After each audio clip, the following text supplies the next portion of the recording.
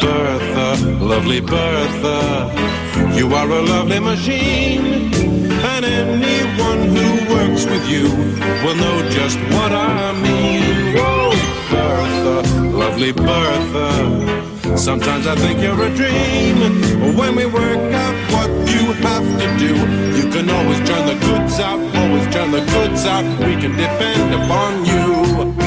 Clicking in the day, flashing in the night, your computer is shining brightly.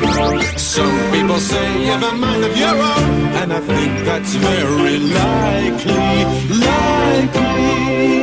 Oh, Bertha, lovely Bertha, sometimes I think you're a dream. When we work out what you have to do, you can always turn the goods out, always turn the goods out. We can depend upon you.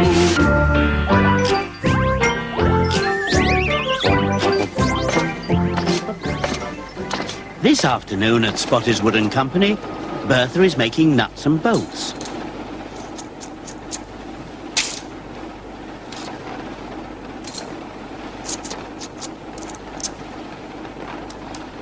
As each bolt is made, Nell and Flo screw on a nut and send them down to Tom,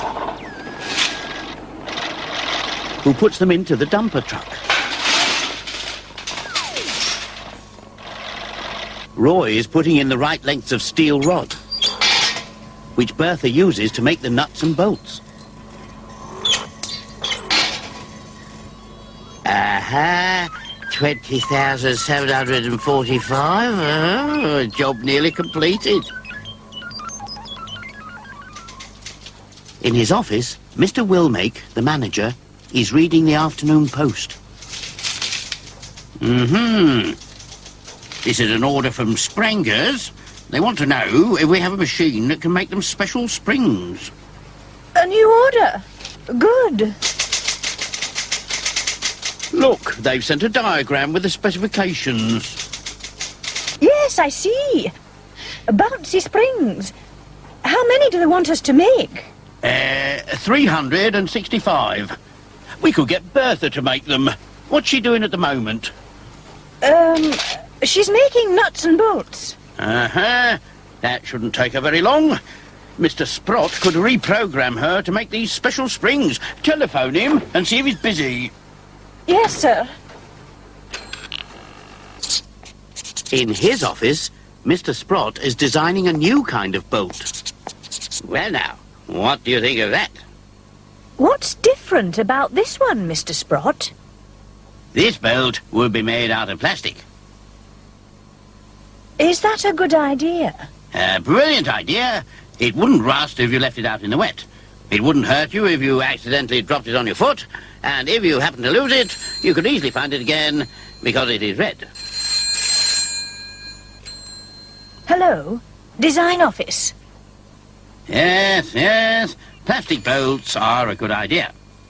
The manager would like to see you in his office, Mr. Sprott. Right. I'm off. How many more bolts, Ted? 7.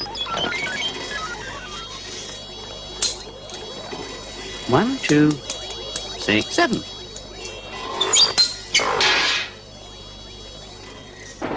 6, 7. Right, that's the lot. All bolts made. And the last nut going on. Okay, then. That's the lot, Roy. Take them to the dispatch department.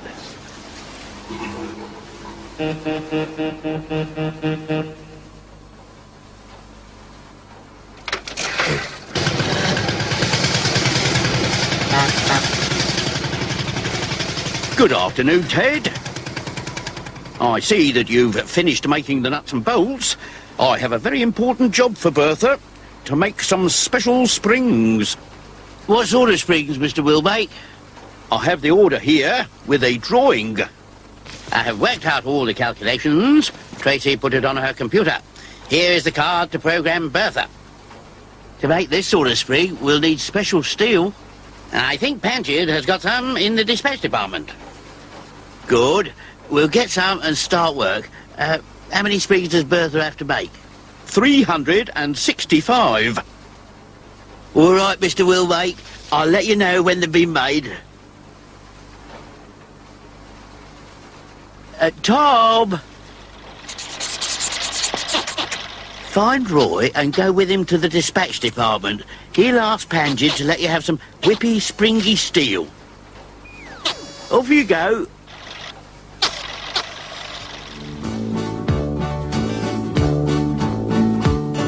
The young apprentice Roy joined the factory as a boy, a willing pair of hands whenever time and need demands. Though he might be shy at talking, he thinks very hard while working, climbing to success, and he won't be second best.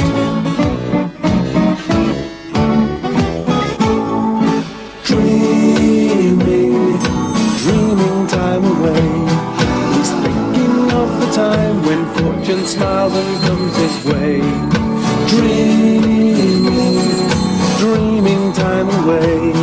His favorite little pastime, going through the day. Dreaming time away. His favorite little pastime, going through the day. He likes to think about the time when promotion comes online, the moment he'll be boss and then become the driving force, sitting proudly at the big desk on the main first floor, his name across the entrance of the manager's door. He's only dreaming time away. He's thinking of the time when fortune smiles and comes his way. Dreaming time away. His favorite little pastime, going through the day. Dreaming time away. His favorite little pastime, going through the day.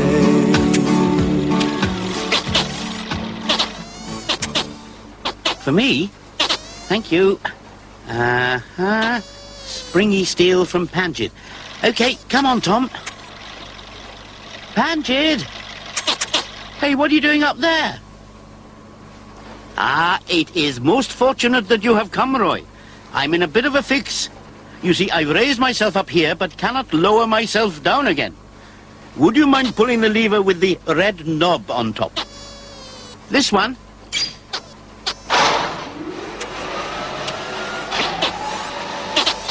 That is most kind of you.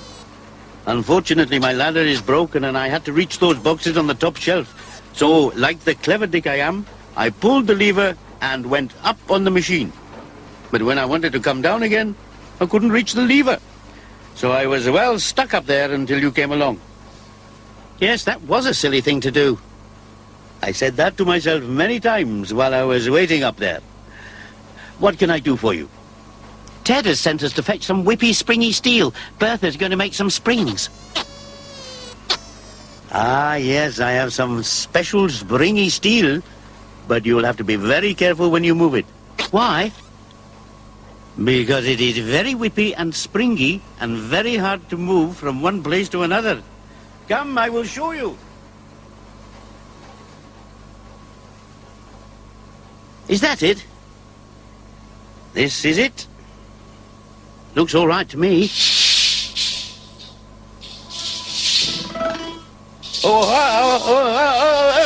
Panjid, get hold of the other end. No, thank you. I've had a bad time with this steel already. It took me 2 days to put it where it is now. Tom, get hold of the other end.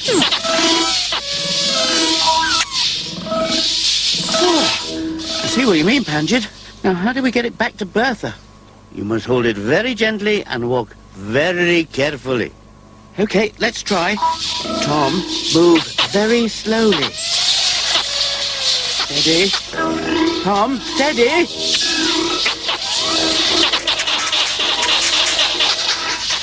Whoa, I can't hold it.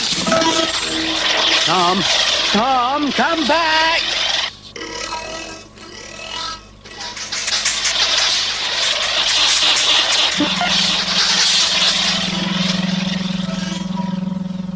What was that now? I don't know.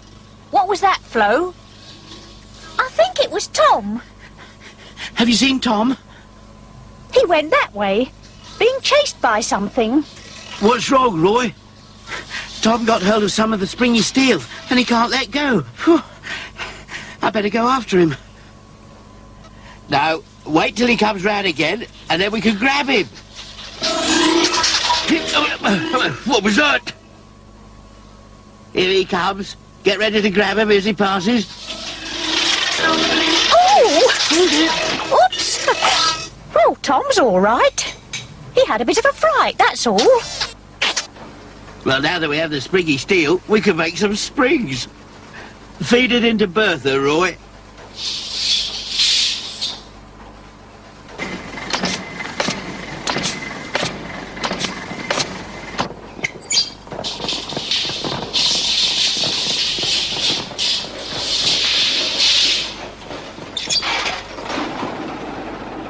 How are you getting along, Ted? This'll be the first one, Mr. Sprott. It's not quite right. Try again, Ted. Square springs. Most unusual. I must have got my calculations wrong. Do something, Ted. Rounder, I think, and a bit thinner.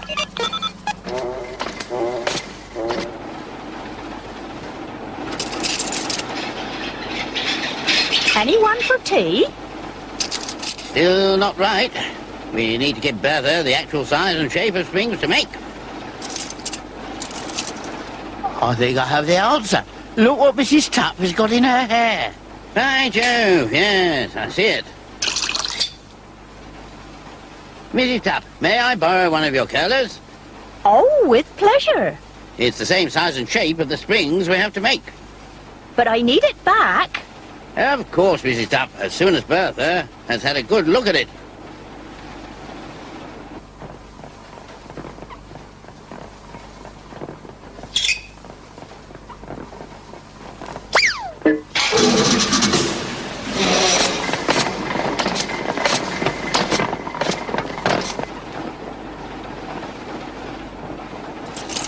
Well done, Bertha. Exactly right. Here you are, Mrs. Tupp, and many thanks. You're welcome, sir. Now that Bertha knows what to make, we can get on and make 365 springs. What shall we do with these, Mr. Sprott? Anything you like. I don't think they're of much use. I've got an idea. I'll take them to Panjard.